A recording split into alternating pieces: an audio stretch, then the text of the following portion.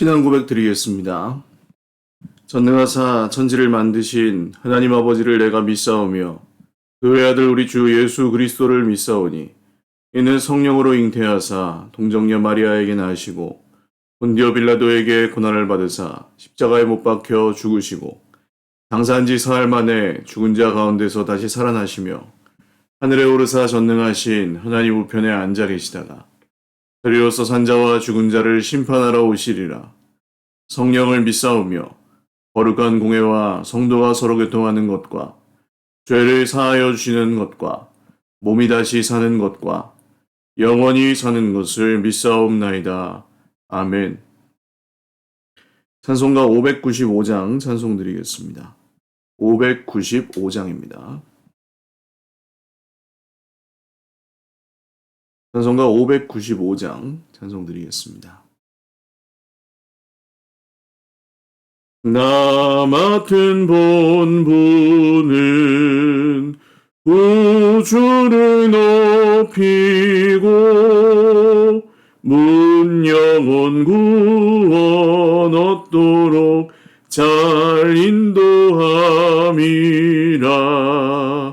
부르심 받들어 내 형제 섬기며 구주의 뜻을 따라서 내 정성 다하리. 주 앞에 모든 일 잘 행케 하시고 이후에 주님 배울 때 상 받게 하소서. 나 항상 깨어서 늘 기도드리며 내 믿음 변치 않도록 날 도와주소서. 아멘.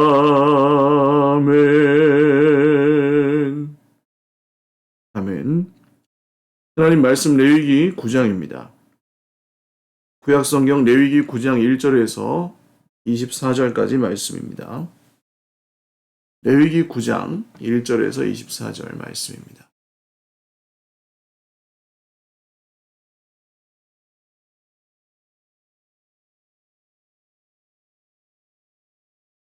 한 목소리로 읽겠습니다. 레위기 9장 1절에서 24절.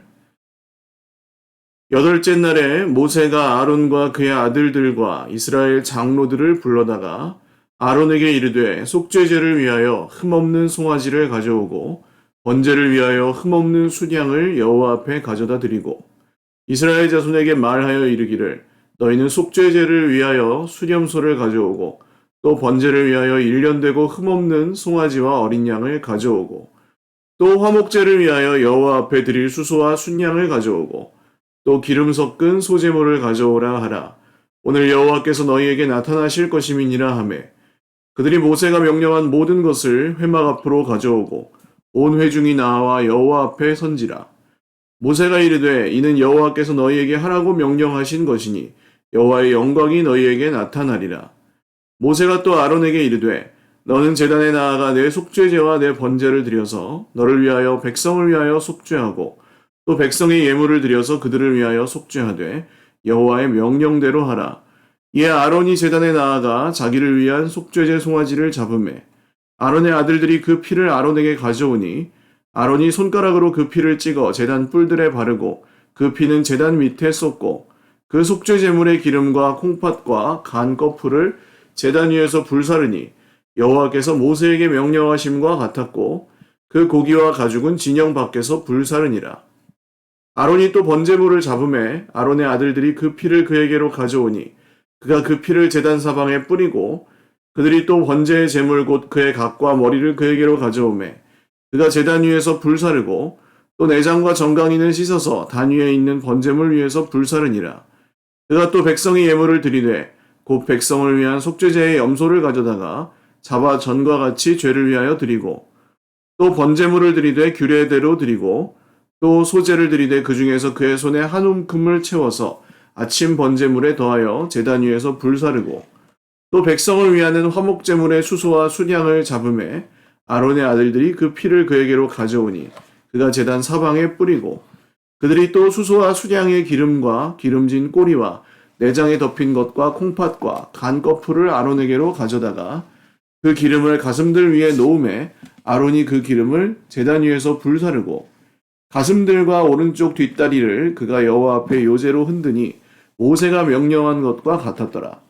아론이 백성을 향하여 손을 들어 축복함으로 속죄와 번제와 화목제를 마치고 내려오니라. 모세와 아론이 회막에 들어갔다가 나와서 백성에게 축복하며 여호와의 영광이 온 백성에게 나타나며 불이 여호와 앞에서 나와 제단 위에 번제물과 기름을 사른지라. 온 백성이 이를 보고 소리 지르며 엎드렸더라. 아멘. 기도드리겠습니다. 살아계신 하나님 아버지 감사합니다. 주님 앞에 예배하며 오늘 하루를 또한 시작합니다. 주님, 우리의 온 하루를 주님의 손에 맡겨드리며 기도하고 예배하오니 주님, 우리의 예배를 받아주시옵소서. 우리의 모든 시간 속에 우리 하나님께서 함께 하시고 역사하여 주시옵소서. 오늘도 우리 모든 형제 자매들 주의 은혜로 붙들어 주시고 특별히 코로나로 온 나라가 또 고통 중에 있는 상황입니다. 우리 하나님께서 저희들을 긍휼히 여겨주시고 안전하게 보호하여 주시고 또 몸이 아픈 형제 자매들을 치료하여 주시고 속히 이 모든 어려움들이 잘 지나가고 극복할 수 있도록 주님께서 힘과 능력을 더하여 주시옵소서. 오늘 드리는 예배 가운데 또 우리에게 말씀하여 주시옵소서. 그 말씀이 우리 안에서 생명이 되고 능력이 되고 진리가 되어 온전히 우리의 삶을 이끌어 주시옵소서. 감사하옵고 축복하오며 예수님의 이름으로 기도 올리옵나이다. 아멘. 할렐루야. 네, 오늘도 하나님의 은혜와 평강으로 풍성한 하루 누리시기를 바랍니다. 드디어 이제 레위기 앞쪽 1장에서 8장까지 준비했던 제사가 시작이 됩니다. 8장의 제사는 제사장을 세우는 제사장 위임식의 제사였다고 하면 이제 9장부터는 본격적인 제단이 이제 제 역할을 본격적으로 하는 그런 시작의 의미를 가진 제사입니다. 그래서 아론에게 속죄제를 위하여 흠없는 송아지를 가져오고 번제를 위하여 흠없는 순양을 여호와 앞에 가져다 드리고, 이 말씀들은 이제 모세를 통해서 아론에게 또 그리고 이스라엘 자손들에게도 숫 염소를 가져오고 송아지와 어린 양을 가져오고 화목제를 위하여 수소와 순양을 가져오고 기름 섞은 소제물을 가져오라. 그래서 이 소제와 번제 또 화목제 이런 제사들이 하나님 앞에 드려집니다. 이 제사는 오늘날 우리로 말하면 예배라고 할 수 있겠죠. 우리가 드리는 예배가 어떠해야 할지를 오늘 이 본문은 또 잘 보여줍니다. 먼저 중요한 것은 준비였습니다. 예배는 우리가 하나님을 만나는 것이죠. 그런데 하나님께서 우리를 만나 주실 때, 우리가 하나님을 뵐 때 준비가 필요합니다. 그 준비는 말씀대로 하는 것입니다.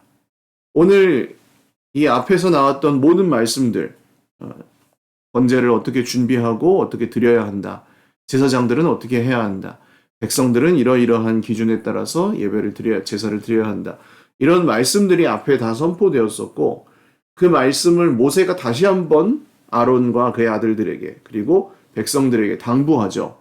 그 말씀을 다시 당부하는 이유가 무엇입니까? 이 제사는 말씀대로 드려야 하기 때문이었습니다. 그래서 준비를 그 모든 말씀대로 준비하게 하고, 그 준비가 다 끝난 후에 제사를 드리죠. 오늘 우리가 준비해야 할 것은 무엇일까요? 하나님께 드릴 우리 손에 들린 물질, 예물을 준비해야 될 것이고, 또 우리가 구별하여 준비한 또 시간도 준비해야 할 것입니다. 그러나 그 모든 것에 앞서 우리가 가장 먼저 하나님 앞에 준비해야 할 것은 우리의 순종입니다. 말씀이 우리 안에 계시고 그 말씀이 우리의 삶의 기준이 되셔서 우리가 순종하며 따라가는 그 삶이 우리가 하나님께 예배드릴 때 준비할 가장 중요한 준비라고 할 수 있습니다. 모든 외적인 사람 눈에 보이는 겉으로 보이는 조건들을 잘 준비한다고 해도 우리가 말씀대로 사는 삶이 주님 앞에 준비가 되지 않는다면 그 예배는 우리 자신도 별로 이렇게 하나님 앞에 기쁘게 드리지 못할 뿐더러 하나님께서도 기쁘게 받지 않으실 것입니다. 물론 이것은 우리가 꼭 온전하게 살아야만, 완벽하게 살아야만 하나님의 예배를 받으신다 그런 뜻은 아니에요. 그러면 무엇입니까? 진정성의 의미를 담고 있습니다. 지금 아론이 떨고 있는 게 보이실지 모르겠어요. 지금 아론은 신학교를 나오는 것도 아니었고 그냥 모세의 형으로서 하나님께 선택된 사람이었기 때문에 대제사장 역할을 맡기 시작한 것입니다. 그런데 많은 사람들 앞에서 지금 처음 해보는 제사의 이 규례들을 해야 되는 거잖아요. 굉장히 긴장되고 조심스러운 모습으로 하고 있습니다. 이후에는 아마 좀 더 이렇게 능숙하게 했겠죠. 하면서 경험이 쌓이니까. 그런데 사실 저는 이 첫 제사가 아마 아론의 기억에 굉장히 많이 남았을 것 같아요. 서툴지만 혹시 이거 떨어뜨릴까 무서워서 혹시 실수라도 할까 두려워하면서 조심조심 하나님께 드렸던 그 제사, 그 준비가 아론의 기억에 얼마나 많이 남았을지 모르겠습니다. 그래서 우리의 제사도 예배도 그렇습니다.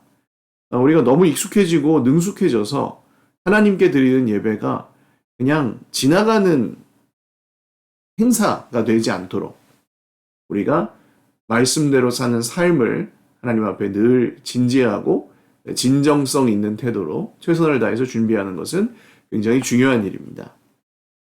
그 다음 이 준비를 그렇게 했다면 제사 자체도 순종의 제사였습니다. 말씀대로 모든 제사의 이 절차가 진행됩니다. 준비만 순종한 게 아니고 준비도 말씀대로 하고 제사 절차 모든 규례도 순종이 핵심이었습니다. 이후에 이스라엘 백성들의 역사를 보면 이 제사가 끊어진 것은 아니었습니다. 어떤 형태로든 이어지기는 하는데 그 핵심의 중요한 것이 순종하지 않았다는 거예요. 말씀대로 드리지 않았다는 것입니다. 이후에 아주 좀 긴 시간이 지나서 사무엘의 시대에 그 엘리 제사장의 아들들이었던 홈니와 비느하스를 기억하시죠? 이 사람들도 제사를 지내긴 합니다. 그렇지만 하나님께 드릴 제물을 자기들이 먼저 맛을 보기도 하고 이런 식으로 하나님의 말씀대로 지켜지지 않았던 제사가 문제였습니다. 그러면 하나님께 그 거룩한 제사를 그렇게 자기들의 마음대로 했으면 회개하고 다시 말씀대로 돌아가는 그런 시도가 있었느냐? 그렇지 않습니다. 엘리 제사장도 홈니와 비느하스가 하는 걸 보고도 그냥 얘들아 너희들 그렇게 하면 안 된다. 그 정도로 끝냈지.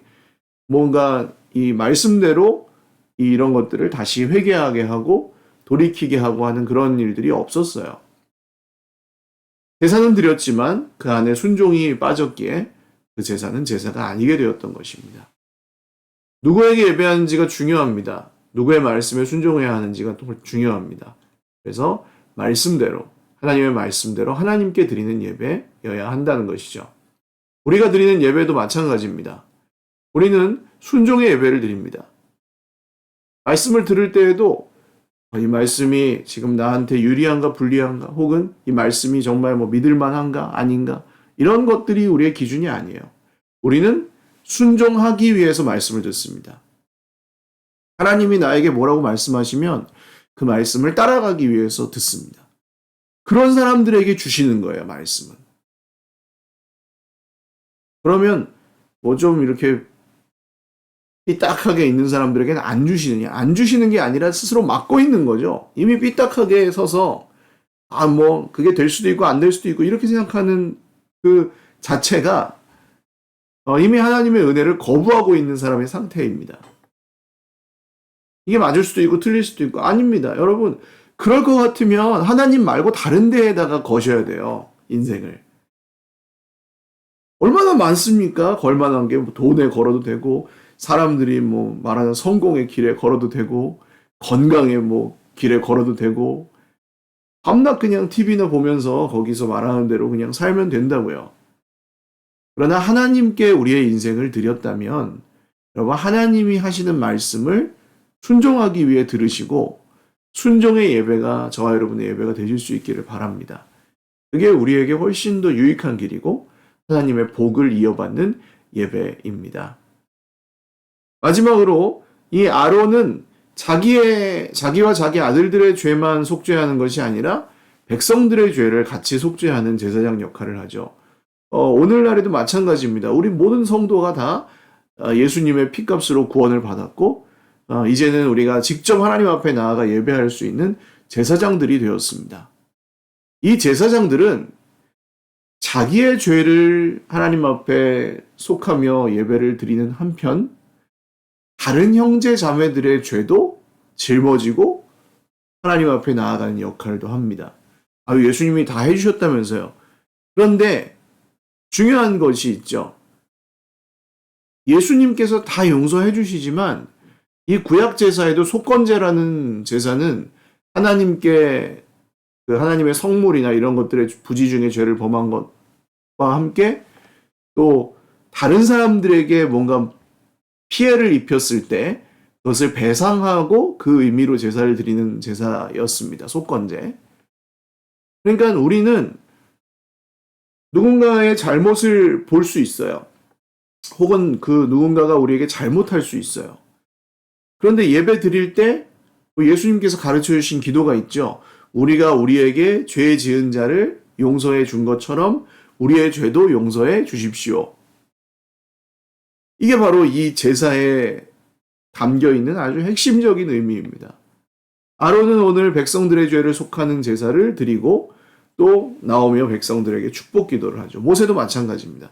백성들을 향하여 손을 들어 축복 기도를 하면서 제사를 드립니다. 그때 여호와의 영광이 나타나며 불이 하늘에서 내려와 온 재물을 사르죠. 그러니까 다른 사람들의 죄를 그대로 놔두고 오히려 그 죄를 밟고 올라서서 나는 떳떳해. 저 사람이 잘못이지. 이렇게 제사를 드리는 것이 예배를 드리는 것이 아니고 예배를 드릴 때에는 하나님 저와 제 형제의 죄를 용서하여 주옵소서. 하나님 지금 어려움 가운데 있는 내 형제를 긍휼히 여겨 주옵소서. 하나님 우리가 다 부족하지만 하나님 앞에 이 부족한 마음들을 모아서 가지고 나아갑니다. 우리의 예배를 받아주옵소서 하고 도와주는 것. 그것도 예배의 아주 중요한 한 축이 됩니다. 특히 어린 자녀들이나 혹은 이제 막 예수님을 믿기 시작한 분들과 예배를 드리실 때 그때도 좀 꼭 기억하셔야 될 점이에요. 처음 하는 예배. 우리는 알지만 하나님을 우리는 예배가 이런 거구나 하지만 예배를 처음 드리는 사람들이나 아직 예배가 무엇인지 배우지도 못했고 복음도 제대로 전해받지 못한 어린이들 같은 경우는 예배 시간에 떠들지 마! 예배 시간에 똑바로 앉아! 이런 말로는 그 예배가 무엇인지 이해하기가 어렵습니다. 예배를 방해하는 존재처럼 돼버리는 거죠. 그런데 그런 경우에도 따뜻함을 잃지 말아야 한다는 것입니다. 잘 인도하고 일러주는 한편 따뜻함을 잃지 않고 왜 이해가 안 가는지 왜 이 사람이 예배를 드리는 게 어려운지 혹은 익숙하지 않다면 그것이 어떤 의미인지 잘 친절하게 가르쳐주고 하는 그런 과정들이 다 필요합니다. 현장 예배에 나오셨을 때도 마찬가지예요. 같이 예배를 드릴 때 어떤 분이 소리를 낸다든지 예배를 드리는데 좀 방해가 되는 행동들이나 뭐 이런 것들 하실 수도 있죠. 그때 하고 이제 째려보면서 예배 드리는데 지금 이렇게 된다면 모두의 예배가 다 함께 어떻게 보면 방해를 받는 것이 됩니다. 그래서 저는 좀 오래전에 깨닫게 된 것이 하나님께 드리는 예배에 뭐 누군가 잘못을 할 수 있어요. 실수를 할 수도 있고. 그런데 그 실수 때문에 내가 그 사람을 미워하고 그것 때문에 방해를 받아서 하나님께 예배를 드리지 못하게 되거나 화가 나거나 그러면 오히려 제가 더 큰 죄를 짓는 거더라고요. 그 사람 모르고 한 것이지만 나는 알고도 하는 것이니까요. 그래서 우리는 다른 사람들의 허물이나 잘못을 용납하는 것이 또 이 예배의 아주 중요한 부분이라는 것을 기억해야 할 것입니다. 아울러 더 나아가서 나뿐만이 아니라 우리 공동체의 행복과 건강을 위하여 함께 기도하는 것. 다른 형제 자매들의 삶에 있는 여러 어려움들과 문제를 위하여 기도해 주는 것. 이것도 역시 굉장히 중요한 예배의 한 부분입니다. 말씀을 정리합니다. 예배는 준비로부터 순종이 시작되고 또 그 예배의 모든 과정 중에도 순종의 예배를 드려야 합니다. 또한 그 순종은 내가 잘하고 끝나는 것이 아니라 다른 사람들, 우리에게 주신 형제 자매들을 향한 용서와 용납과 축복으로까지 이어지는 예배입니다. 오늘 왕 같은 제사장으로 부름받은 저와 여러분 모두에게 이런 순종의 예배 또 사랑의 예배가 계속해서 하나님 앞에 드려지실 수 있기를, 그리고 그것이 우리의 감격과 기쁨과 능력이 되실 수 있기를 주님의 이름으로 축원을 드립니다. 기도드리겠습니다. 살아계신 하나님 아버지 감사합니다. 오늘도 주님 앞에 예배하며 하루를 시작합니다. 말씀대로 준비하고 말씀대로 드리며 말씀대로 사랑하는 우리의 예배가 날마다 계속되게 하여 주옵소서. 예배하기 어려운 세상입니다. 우리의 마음을 빼앗아가는 것들이 많습니다. 주님 우리를 긍휼히 여겨주셔서 모든 문제와 어려움들로부터 보호하여 주시고 특별히 모든 어려움 겪고 있는 형제 자매들에게 은혜 베풀어 주셔서 낫게 하시고 채워주시고 회복하시고 평화하게 하시고 주님을 예배하게 하옵소서. 감사하고 축복하오며 예수님의 이름으로 기도 올리옵나이다. 아멘. 네, 감사합니다. 코로나 확산세가 계속되고 있어서 많이 긴장하고 또 두려움 가운데 있습니다. 그렇지만 주변에 생기는 것은 어쩔 수 없어요. 너무 늘어나고 있기 때문에 우리 주변에까지 여러분들이 계실 수밖에 없고, 또 우리 형제 자매들 중에도 지금 아파서 고생하는 형제 자매들이 계십니다. 위에서 늘 또 기억하시고 좀 기도해 주시고, 저는 이제 금요일부로 격리는 해제가 되어서 이제 바깥 출입이나 또 사역하는 데는 어려움이 없을 것 같습니다. 기도해 주셔서 감사드리고 또 계속 계신 곳에서 안전하시고 건강하시기를 바랍니다. 앞으로 계속될 이 양육과 또 교회 전반의 모든 일들, 코로나 때문에 너무 지장 받지 않도록 위해서 기억하시고 좀 기도해 주시기 바랍니다. 특별히 또 나라와 민족을 위해서 다행히 산불이 꺼졌습니다. 하나님께서 비를 내려주셔서 산불이 꺼졌는데 어려운 시기를 온 국민들이 함께 잘 헤쳐나갈 수 있도록, 또 새로 선출된 지도자가 하나님의 뜻을 따라 또 공의와 또 사랑으로 나라를 잘 다스릴 수 있도록 위해서 기도해 주시기 바랍니다. 네, 사랑하고 축복합니다. 오늘도 건강하시고 행복한 하루 되십시오. 감사합니다.